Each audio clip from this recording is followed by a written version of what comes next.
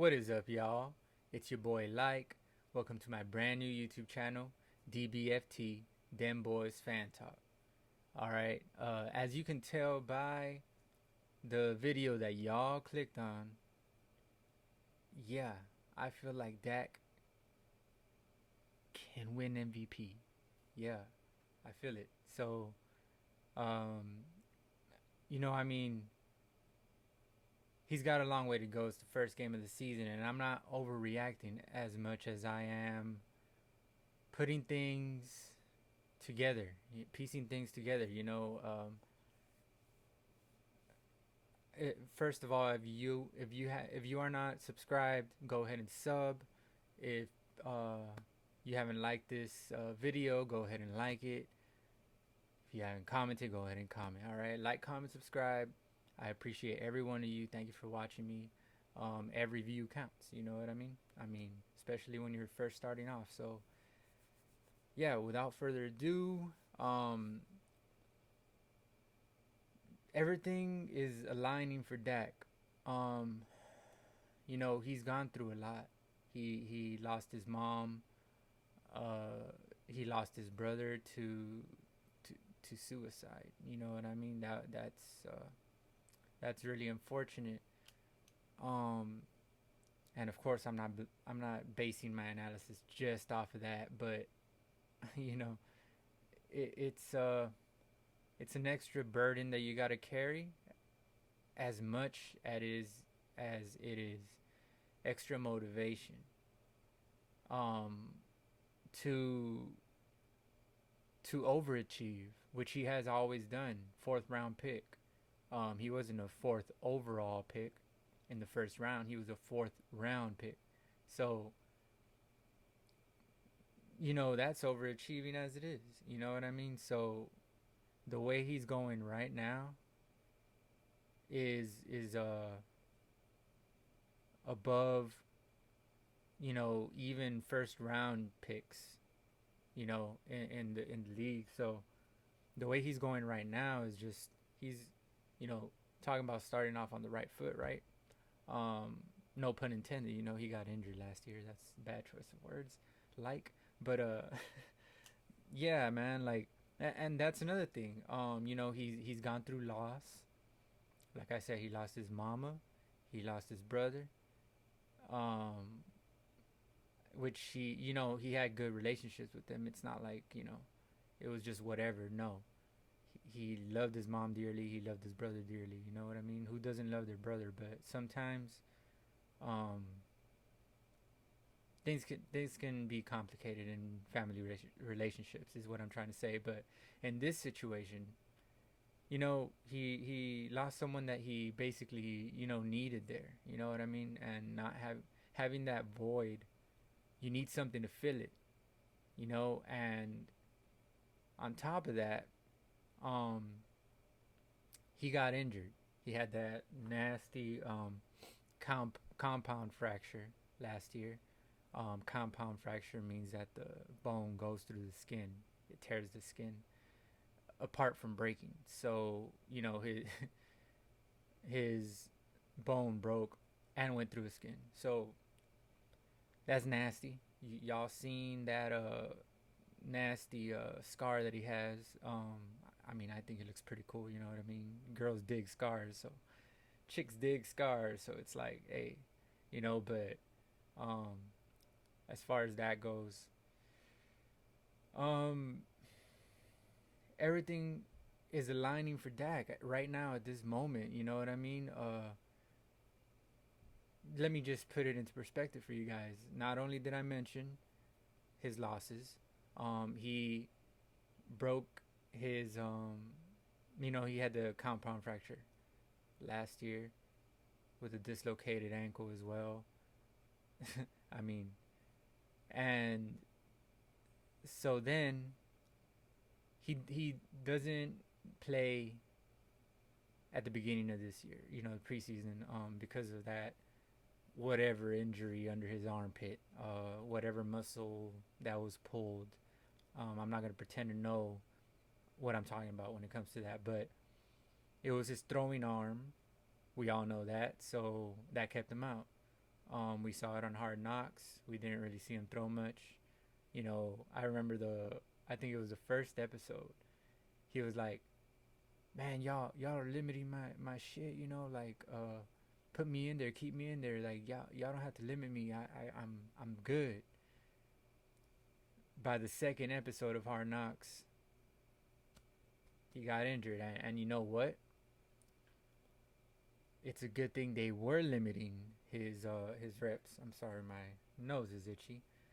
Uh, it's a good thing they were limiting his reps, because the reason they said that injury occurred, the reason as to why that injury occurred, that the doctors came up with, is that he must have been overcompensating for his ankle injury, and using his upper body to torque more to throw the ball. So instead of planting his foot and releasing, using his legs, because we all know legs are a big part of jump shots. You gotta have legs.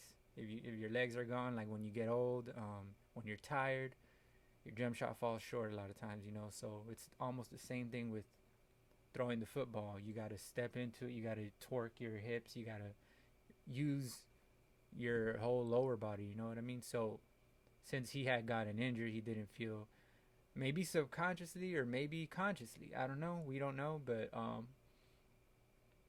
he was using his upper body to throw more rather than using his legs as well. You know what I mean? So it's kind of like if you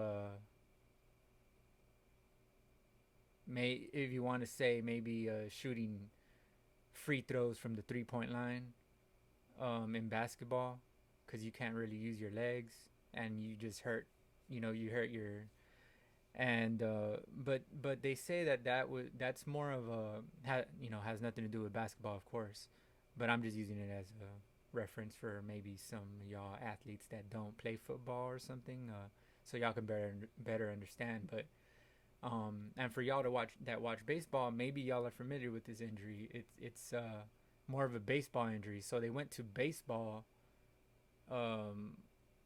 people, the ones that take care of the injured baseball players. They went to them for clarification on the injury. What is up with his injury? We're unfamiliar with it over here in the NFL. We don't see our players get this. We don't see anybody really get this injury, like maybe ever in the history of the league, almost. So, and Skip Bayless on Undisputed said that he has never in his whole career, he's been covering football for freaking 50 years or whatever he says all the time. Uh, he's been covering it for so long, and he's never seen this injury in football. You know what I mean? It's crazy. So this is more of a baseball injury, and so they went to baseball people to reference the injury, and sure enough, they came up with maybe he was, using his upper body more, blah blah blah. But that's the point. It's just rare. It's unfortunate, and it seems like nothing but unfortunate things have happened to Dak, as of late. And furthermore, all the stars align. All the stars are aligning for Dak. When all the stars when all the stars align, then great things happen. So I feel like this is the year. I feel like this is the year. Because why not? He was out all. He hadn't played a game. I have it right here. Since, wow, he hadn't played a game since October 11th, 2020. That was the game that he got injured, and he hasn't played a game since then. And to not play in this preseason, keep in mind there was last year all the off season was canceled, you know, due to COVID and all that. There was no preseason, so you know he played what we 4 games, 4 complete games before he got injured and whatnot. So imagine that he really only played 4 games for a whole 2 years now or something. Correct me if I'm wrong, but damn, he hadn't played football in a while consistently. That's the thing. So for him to not even have any preseason games this year and then to go up against the defending world champs, not only that, but they did it by having of the goat of the last 3 decades, it seems like. Like, man, that was big, and he outplayed him. Like I said in the last video, Dak outplayed Brady. It was sort of like I said, even keel. It was right there, but he more slightly outplayed Tom Brady. Tom Brady had 4 touchdowns. Dak had 3. Tom Brady had 2 interceptions. Dak had 1. You know, so and Dak threw for about 20 more yards, 20, 25 more yards here, somewhat. So a few more yards than Tom Brady. I think Tom Brady had 279 and Dak had 379 and Dak had 403. So it was about 24 more yards or so. Correct me if I'm wrong, but I'm just doing it off the top of my head and I'm not good at math, so that's why I'm saying correct me if I'm wrong, if I'm missing something. So yeah, that was second most this week. So Dak threw for the second most yards this week out of all the quarterbacks that mostly all of them played last season and in the preseason this year. You know, so he was second behind I can't behind Derek Carr. He was second behind Derek Carr. Derek Carr had 435 passing yards. Dak had 403. So, that's amazing, man. That's amazing. Brady was behind with 379 in third place this week as far as throwing yards go. So that tells you he is, as of right now, a top 3 passer. And his quarterback rating was 101.4. You know what I mean? So it's not like he just did it. He just threw for a lot of yards and didn't really get a good quarterback rating or something. He threw for a lot of yards, threw for a few touchdowns. 3 is above average for sure. You know what I mean? So just to break down, to give it I don't know what that was in my mouth. That sound effect. Just to break it down, real quick. In 2016, Dak had his arguably one of his best years. He only threw for 4 picks and 23 touchdowns. He went 13-3 and threw for 3,667 yards. Had a quarterback rating of 104.9. All right. In 2017, he went 9-7, 22 touchdowns, 13 interceptions. That was pretty much his worst year. Pretty much, yeah. He threw for 3,324 yards, and he had a quarterback rating of 86.6. In 2018, he went 10-6, 22 touchdowns, 8 interceptions, 3,885 yards throwing, 96.9 quarterback rating. All right. In 2019, he had, I would say, by far his best season, except for the winning column. All right, here's where the winning issues started. Like I said, in 2017 he went 9-7. Um, I forgot exactly what happened that year. I believe that was the year that Zeke was suspended. Um, yeah, because that was their second year in the league together. So that was the year that Zeke was suspended. They went 9-7. So it's for good reason. He didn't have his buddy there. Zeke, I believe, rushed for 900 it escapes me, 980 something yards, somewhere along those lines. I think it was 983, but yeah, he rushed for a lot of yards considering that he only played 10 games that season, but still it wasn't enough. They went 9-7. I'm pretty sure if Zeke was there the whole season, um, you know, he was worth at least 2 wins. So let's just say they would have went 11 and 5. But we'll never know because Zeke decided to. Yeah, you could research that on your own. I try not to put negativity on the players. You know what I mean?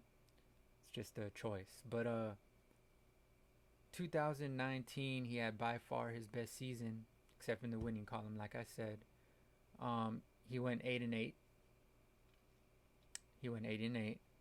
30 touchdowns, 11 picks. That's awesome. That's just awesome.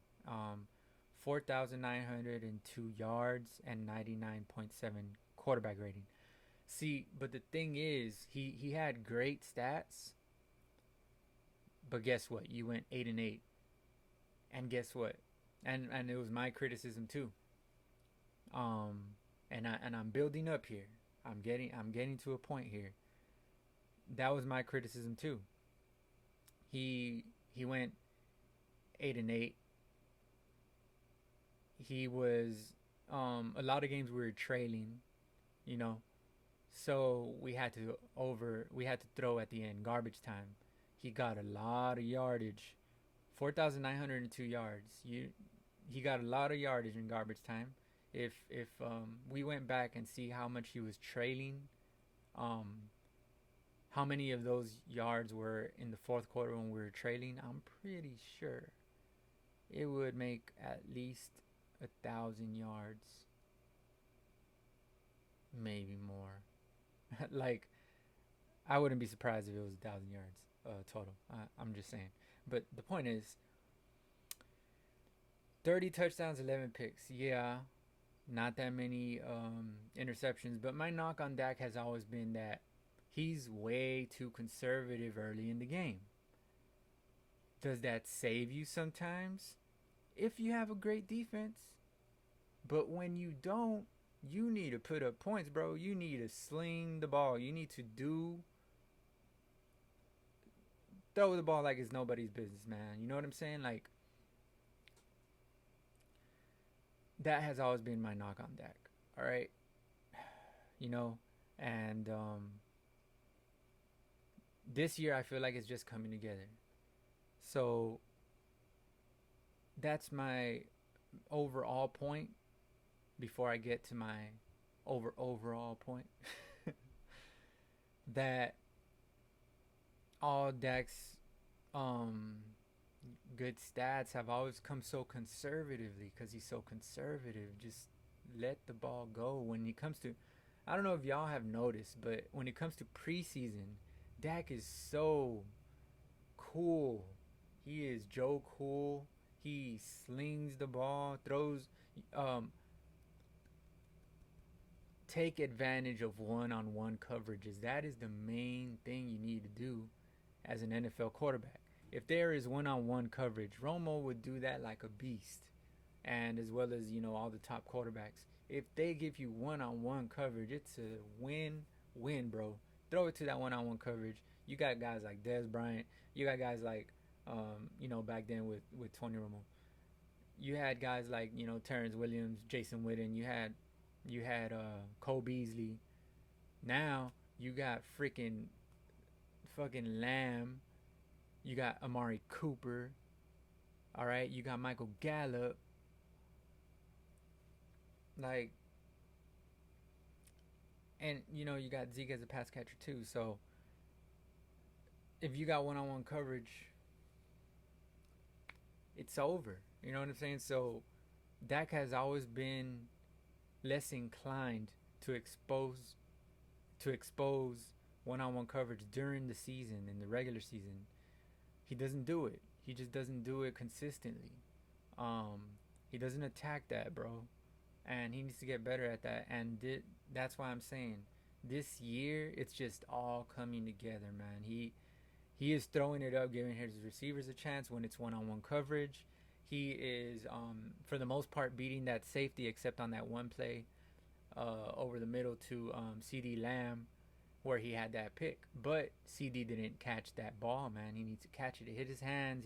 Yeah, it was a difficult catch because he's running, jumping, so he's moving as he's going, jumping for the ball, and he has to time it perfect with the jump in the air.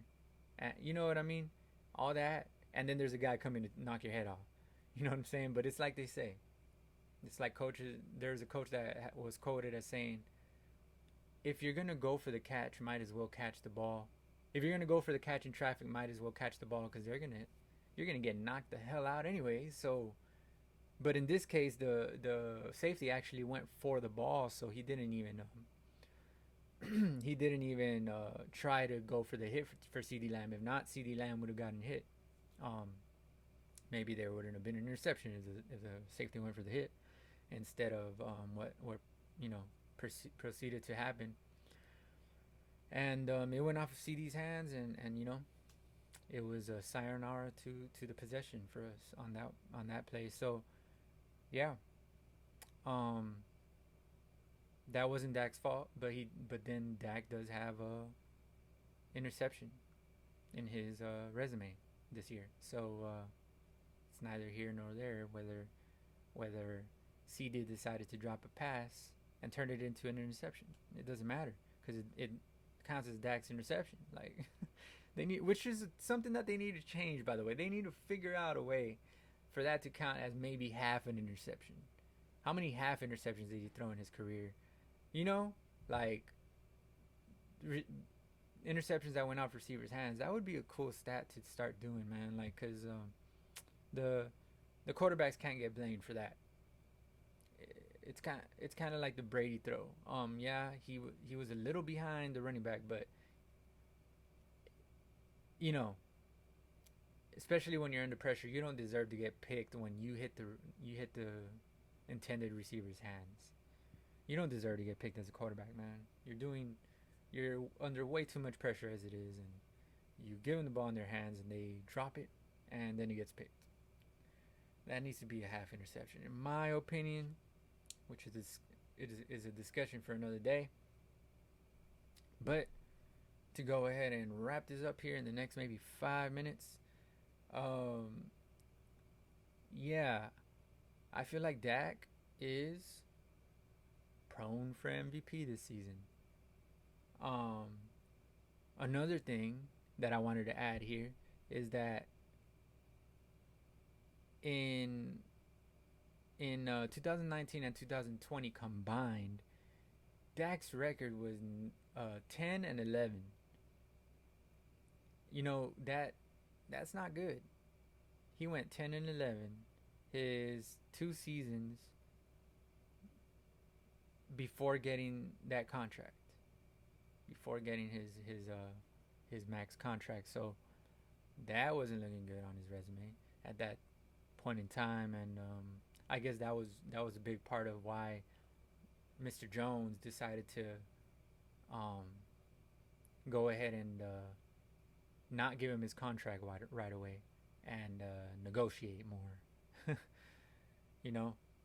because of that. But that being said, we saw Dak. You saw him his first game. That was not just the Dak Prescott that we've known and maybe loved in this Cowboys Nation. You know, this was a level up. You better believe that, guys. So I'm saying it here. Skip Bayless echoed my sentiments on that Dak is ready. I said it in the first video. Dak is ready. Dak is ready. That was my first initial reaction right after the game, and that's before any sports show starts talking about this and this and that. Dak, Dak, Dak, Dak. That was me saying it right away, man. I just came in here and that was my first reaction. I didn't have any other reaction, even to open up the video. I was just like, Dak, Dak, Dak. Yeah, Dak, Dak, Dak, man. Like, that's what I'm saying. Um, he leveled up, man. He leveled up. Like I said, Skip Bayless mentioned it the day after I mentioned it, and then, what's his name? I didn't write it down. No, well, actually, it was from the Get Up show on ESPN with Greeny, right? And they were all talking about it, and I think at least three people in that cast, on the actual cast, they had Ryan Clark on video chat, but I'm talking about the actual cast. About three of them, three out of, maybe Greeny said it too. I don't know, but they said that Dak is prone to win MVP as well. So that's after I said it, and I feel like I had a good perspective of it because I have never been. I said it in the first video and the second video. This is the third video. I've never been a Dak guy. I've never been a Dak Prescott dude. Like, but this is just a different type of feeling. It's a different type of feeling, and I can see it written in the stars, man. Dak Prescott, 2021 MVP, and that would be such a blessing. I'm getting goosebumps thinking about it. Like, that would be such a blessing to him, man. Like, Dak is such a good guy. First of all, he's not a guy that gets into trouble. He had that incident when maybe it was after we drafted him or slightly before we drafted him, when he got hit on the bottle with the face with a bottle. Whoa. He got hit on the face with a bottle, but that wasn't even his fault. That, you know what I'm saying, is some stupid, I think it was like a white guy or something, that, how that goes. But yeah, man, just wrong place, wrong time that time for Dak. But he didn't really do nothing wrong, so you kind of feel for him in that aspect. But yeah, the point is, this is different. This is different, man, and I feel like he is gonna go ahead and take it. And just the way his as he gets more comfortable, picture that. Like, this was rusty Dak, maybe. This was maybe rusty Dak. We don't even know his ceiling right now. You know what I'm saying? Like, being all honesty here. Like I said, I've never been a Dak guy. So since 2016, 2017, 2018, 2019, 2020, 2020, I had not been on Dak like that. You know what I'm saying? So for me to come out and be like this, I'm not just because I could have overreacted 2016 when he went 23-4. I could have overreacted 2017 when he went 22-13. It wasn't great, but I could have overreacted to 2018 when he went 22-8. I could have overreacted, you know what I'm saying? 2019, especially when he went 30-11. You know what I'm saying? That's touchdowns to interceptions. So I could have overreacted all that. No, I didn't. So this is hardly an overreaction. I feel like this is a real, true feeling that we are going to see come to fruition. So I feel like it's going to happen. Let me know in the comments if you feel that it's going to happen. And make sure you like, comment, subscribe. Let your friends know that I predicted Dak being an MVP, as well as some other guys on sports shows. But you'll remember this video when Dak wins MVP. That has been like. That has been a take from like. We them boys. How about them Cowboys? And I'll see you next time on my channel. Make sure y'all love.